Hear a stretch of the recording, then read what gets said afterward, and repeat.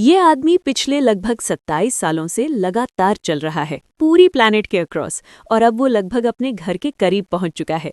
मिलिए कार्ल बुशबी से, एक फॉर्मर ब्रिटिश पैराट्रूपर जिसने 1998 में एक प्रॉमिस किया था साउथ अमेरिका के सदर्न टिप से पूरे रास्ते पैदल चलते हुए सीधे यूके तक पहुंचने का। उसने अपनी जर्नी चिले से स्टार्ट की और नॉर्थ की तरफ चलता गया, माउंटेन्स, डेजर्ट्स और सिटीज पार करता गया जब तक वो कोलंबिया नहीं पहुंच गया। यहीं उसे मिला उसका पहला असली चैलेंज, डेरियन गैप। करीब 100 किलोमीटर का जंगल जहां ना सड़क है ना रास्ता, सिर्फ घने जंगल, दलदली जमीन और बहुत सारे जंगली जानवर। लेकिन समहाउ वो इसे पार कर गया। इसके बाद उसने सेंट्रल अमेरिका, मेक्सिको और पूरा यूनाइटेड स्टेट्स पार किया, सीधे अलास्का तक। यहाँ उसका दूसरा बड़ा चैलेंज था जमा हुआ बेरिंग स्ट्रे।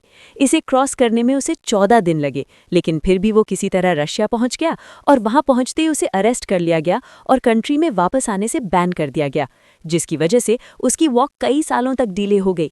लेकिन कार्ल रुका नहीं, वो सेंट्रल एशिया से चलता रहा जब तक वो अपने फाइनल ऑब्स्टिकल कैस्पियन सी तक नहीं पहुंच गया। यहाँ पहुंचते ही उसने वो किया जो किसी ने एक्सपेक्ट नहीं किया था। उसने पूरे कैस्पियन सी को 31 दिनों में 300 किलोमीटर से ज्यादा तैरकर पार किया और हिस्ट्री में ऐसा करने वाला पहला इंसान बन गया।